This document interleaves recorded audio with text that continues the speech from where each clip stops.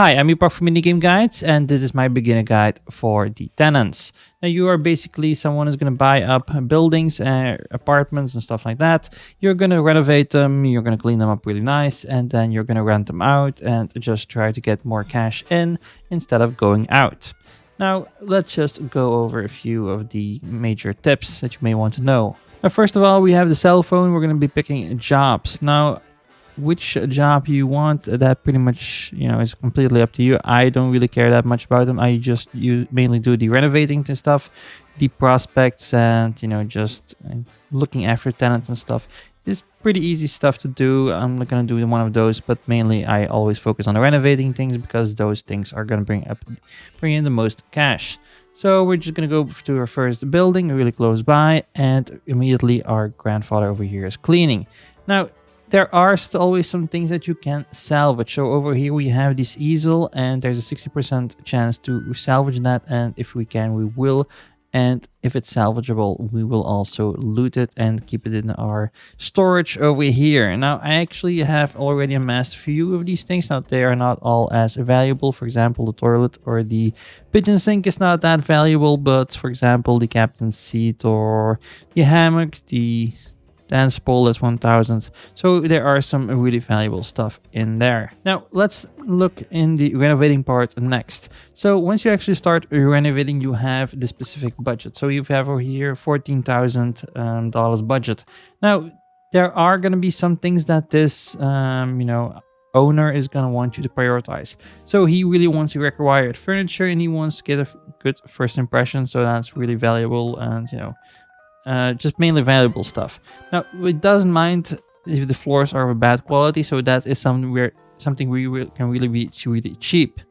Now, first of all, we have multiple rooms, so what we always can do is we're going to look at this right side over here, and we're just going to select all the different rooms. Now, there are going to be 4 rooms, so we have the bedroom, 2 bedrooms, and a kitchen.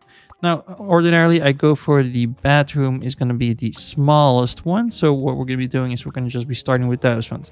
Now we can just immediately click on these things. So over here we have on the bottom side the floors, the walls, the furniture, the doors. And over here on the right side on the bottom, we have a search bar. Now, if you just click on one of these, it's immediately going to fill that in the search bar. So that way you don't really need to look. Now, for example, if you go in these decorations, for example, then you can hover over these things, and then you can see motivational poster in very small. Sometimes they're motivational, sometimes they're painting. Now for something it's like the plants and stuff like that, they are not really clear on what is what. And so for that reason, it's just really easy to click on these things. So we're gonna just get started. Now, as once again, the floors are not important, so this is something we can really cheap out on. So we're gonna go for the cheapest one. For the walls, however, we can do that, so I always go somewhere in the average price range. Now, while you're doing this, you will also want to really just check out which are the most expensive items. Now, for example, the kitchen is generally a very expensive area, but for example, you can also have bedrooms with laptops or TVs. Those things can really run up really fast, so you may want to keep those either till the end so you don't really overspend on that, or you might just do those really quickly at the start, so you can just immediately know with what kind of budget you have to finish all the rest.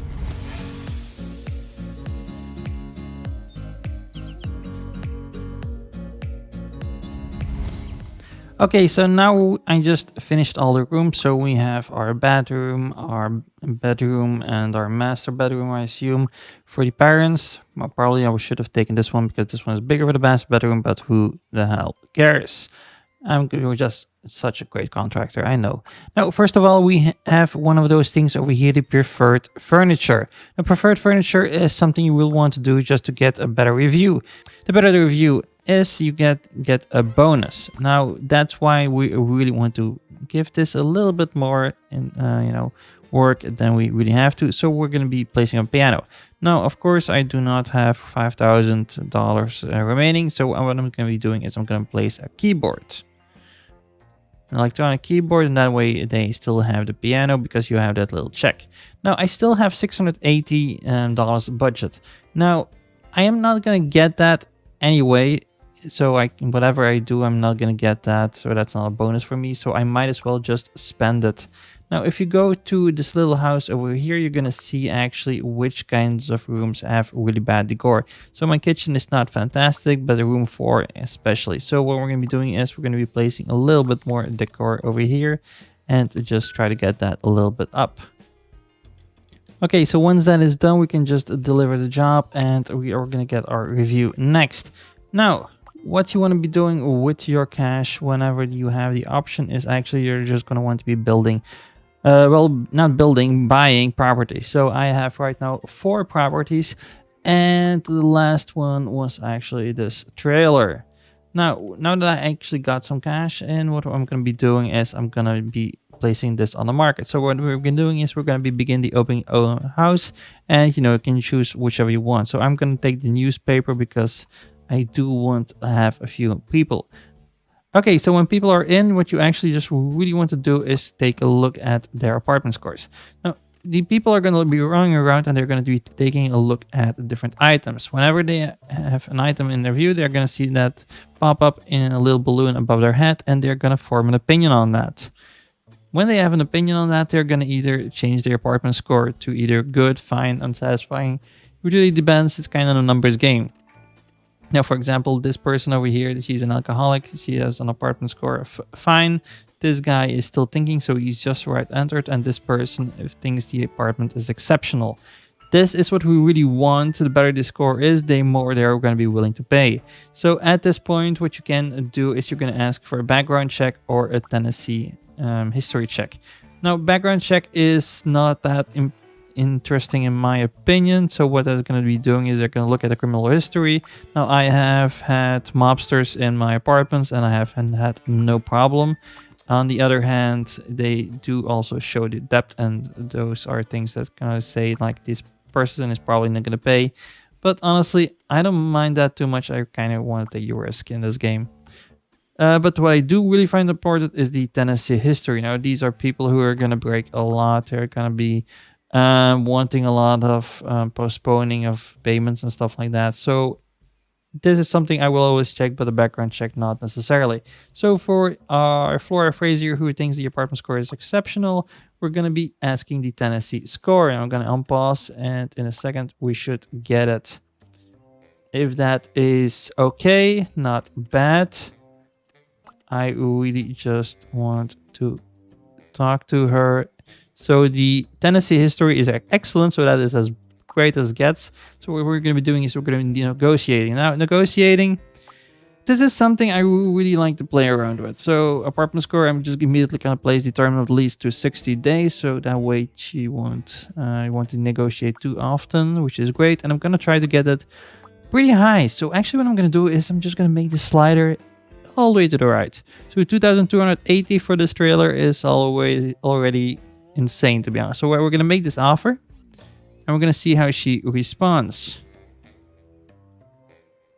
She says 1,560. We're going to go somewhere in the middle. I'm going to make an offer once again, and we're just going to go a little bit lower. And actually, this is already insanely. I was renting out one of these trailers pretty much for the same size earlier on, and I was asking like less than 1,100, I think. So 1,400 is already great. But for the apartments, you can really increase the cash flow a lot more like this. Okay, so we just rented that little space of 6 tiles to Flora. And if you look to the finances over here, you can see what really kind of makes a balance here. So she is paying 1,400 rent per month, and we only have costs for like 400. So this is an amazing deal actually. So I really try to maximize that as much as possible. For example, Kelly over here, she's 3,100. Her balance is 2,000. Same over here with our rent 5,600, and our profit is 4,500, 3,700, 2,700. Just really always push that slider all the way to the right, and you can really milk these people. Now, there are sometimes the have these people who are in debt, so they're not going to be paying. So what you just want to be doing is you're going to just click on manage them, and you're going to remind them politely. Now, when the debt is this big, you can always just immediately terminate the agreement. So that's also the reason that I don't really care about the criminal charges and stuff like that. So we're just going to remind politely, and if this is not that good, I'm not going to be agreeing that much. Now, honestly, we just really want to get our cash flow as positive as possible in this game, and the jobs are just mainly to give us the capital just to purchase even more buildings. And that is the tenants in short. So if you found this useful, let me know. If you have any questions, let me know also. And if you just think that you have some awesome tips, please share them in the comments down below. But guys, I want to thank you for watching, and I'll see you in the next one.